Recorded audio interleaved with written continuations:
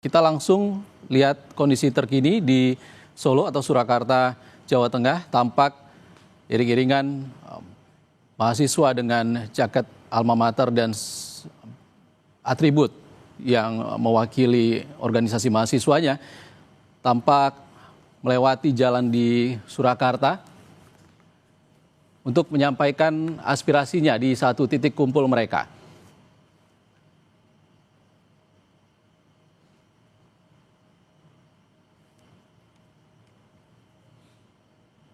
Saudara, kami masih bersama dengan mantan wartawan Istana Harian Kompas, Mas Har atau Suhartono. Mas Har, ya. Tadi seperti yang kita lihat masih ramai di Jakarta, ini juga visual terkini ada di Solo. Mahasiswa masih berkumpul meski sudah ada pernyataan dari Presiden Prabowo Subianto bersama Ketua Umum Partai di Istana. Itu juga cukup panjang pidatonya. Menurut Anda sebenarnya hingga kini mahasiswa masih berkumpul untuk menyampaikan aspirasinya, menyampaikan pernyataan atau pertanyaannya. Artinya ada komunikasi yang belum memuaskan pertanyaan publik. Betul, komunikasi dan juga janji yang direalisasinya juga belum ada kan. Jadi masih ditunggu. Misalkan kemarin Bu Puan, Ketua DPR menjanjikan akan menghapus tunjangan tersebut. Tapi sampai saat ini belum ada pernyataan secara resmi dari DPR. Kalau itu sebetulnya komitmennya bagus untuk meminimalisasi gerakan, harusnya itu sudah dilakukan satu persatu persoalannya diselesaikan. Tapi yang memang nggak bisa ditolak itu kan sebetulnya tingkat ketidakpuasan publik dengan apa yang dilakukan oleh pemerintah maupun DPR selama ini masih belum terpenuhi. Misalkan sekarang masalah ekonomi, harga beras yang tinggi gitu ya, lalu dengan harga-harga barang kebutuhan pokok yang juga makin merambat naik, sementara daya beli masyarakat berkurang. Lalu sudah ada lagi rencana pengenaan pajak di berbagai bidang. Itu yang membuat semakin mempersulit masyarakat. Jadi sekarang yang mereka harapkan sebetulnya contoh nyata langsung dari pemerintah, dari Presiden dan DPR. Apa yang ditunggu oleh masyarakat itu apa sekarang? Kekecewaan publik ini kalau kita lihat secara holistik tidak hanya soal tunjangan, Mas Har. Jadi kalau menurut Anda harus disampaikan secara detail atau seperti apa kalau urusan tunjangan DPR misalnya harus melibatkan kesekjenan DPR untuk dinyatakan langsung kalau ini memang dipastikan batal atau seperti apa? Iya, jadi artinya harus dikerjakan secara cepat dan segera dipublikasikan sehingga komunikasi yang disampaikan oleh Presiden itu segera diatasi. Jadi satu persoalan sudah selesai, publik tinggal menunggu persoalan lainnya, perbaikan ekonomi. Nah cuma kan sekarang masalah ekonomi sudah bertemu dengan masalah politik nih, sehingga sudah menjadi satu agak sulit komunikasi yang dilakukan kepada publik. Meskipun Presiden sudah ngomong berjam-jam juga, kalau publik masih menyatakan tidak puas, itu tidak akan bisa terpenuhi. Baik. Sekarang ada rencana bertemu dengan para tokoh agama atau ormas ya.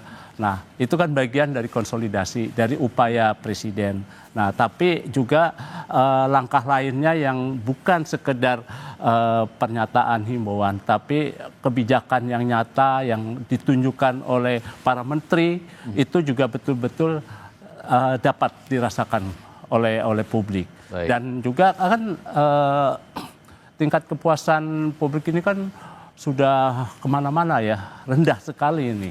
Jadi memang bagaimana sekarang baik pemerintah maupun DPR memberikan kepercayaan yang tinggi gitu ya. Nah, saya dulu ingat ketika 17 Agustus beberapa tahun yang lalu itu Presiden dan Wapres duduk berdua di veranda istana, di belakang Istana Merdeka yang terbuka ke publik, terbuka. Jadi semilir angin bisa masuk. Sekarang kan udah enggak. udah nggak terbuka lagi, udah dibangun jendela-jendela tertutup model Perancis sehingga udah nggak bisa semilir angin masuk.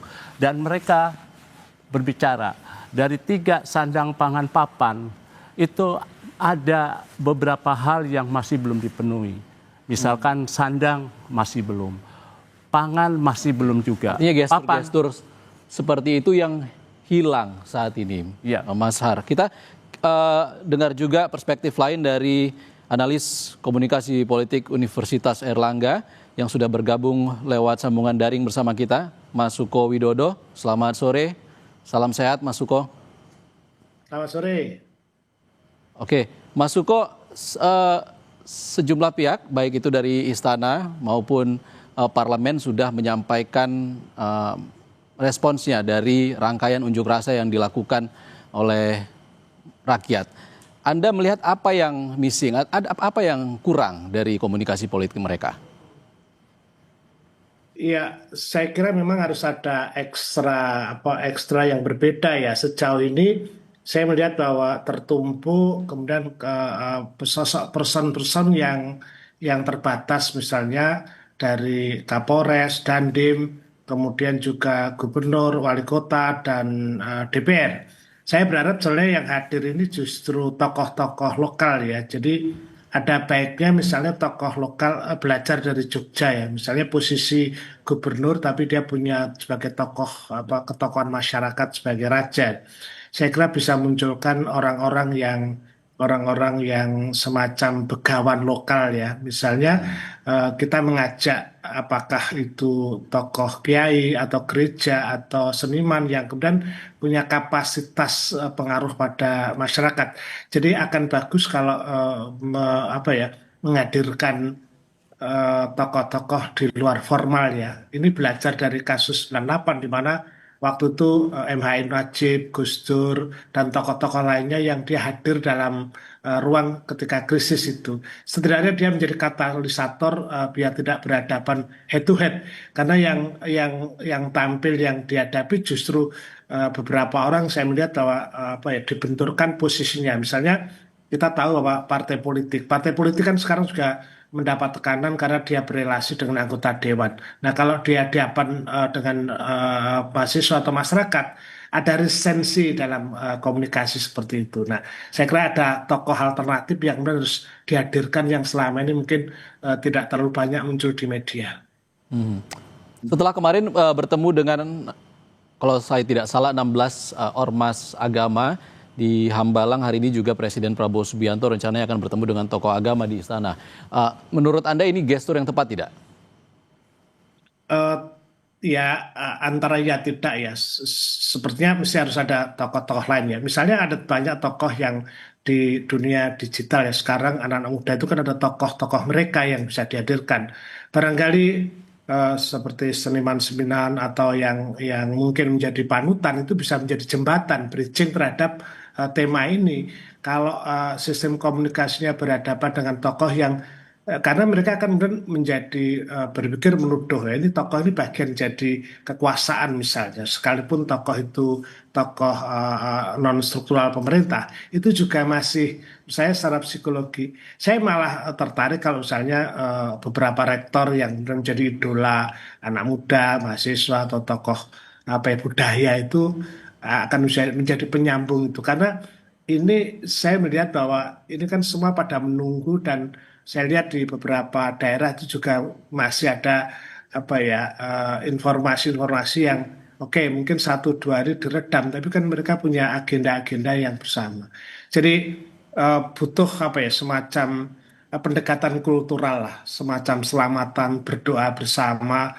Tidak, kan ada beberapa daerah yang mengadakan deklarasi damai, itu tidak cukup. Cara-cara formal itu yang saya kira harus dihentikan dulu, tapi mungkin secara informal hadirkan sosok-sosok ibu. Jadi dari semua lini gitu loh. Itu mungkin bisa mendamaikan kondisi seperti ini. Baik. Daripada kemudian nanti akan terjadi bahwa akan muncul, kan kita lihat bahwa tokoh-tokoh pun akan dilempari sesuatu yang tidak mengenakan juga. Jadi mesti harus ada tokoh alternatif yang dipilih secara apa ya, secara, dan yang kedua soal trust ya, ketulusan ya. Kalau melihat perbincangan anak-anak muda itu kan saya lihat bahwa mereka seperti apa ya, masih masih belum puas, dan maka cara komunikasi harus tulus, tidak formal, atau mungkin lebih pada titik tertentu apa ya, menurut saya para wali kota bupati kalau perlu mendatangi ruang-ruang anak-anak muda itu, membicarakan, dan mereka bisa hal yang dengan cara-cara kultural, saya kira jauh lebih lebih akan bagus daripada cuman apa, mari kita berdamai, kita deklarasi semacam itu.